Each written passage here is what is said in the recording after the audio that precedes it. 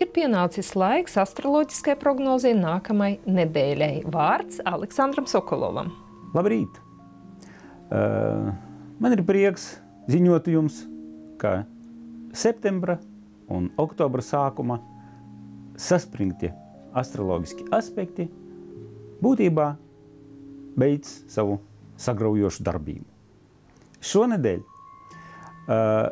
pirmā nedēļas puse un arī šodiena ir ļoti harmoniskas dienas, kad darbojas spēcīgi un harmoniski aspekti. Būtībā 9. oktobris ir diena, kad bija vērojama ļoti harmoniska aspekta, Saules un Jupitera aspekta kulminācija.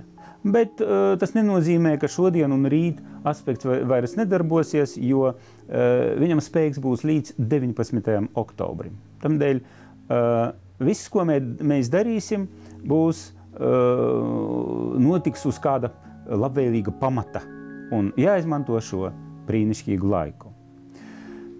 Šodien trešdiena ir diena, kura ir ļoti labvēlīga, lai sarunātu, apspriest, parakstīt varbūt kaut kādas lēmumus, kaut kādas domas izteikt, kuras ļaus mums risināt finansiālos jautājumus.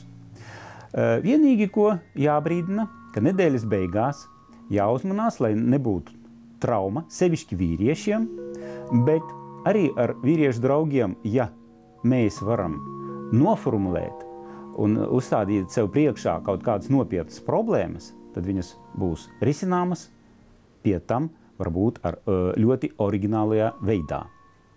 Nu, un tad visiem veiksmi!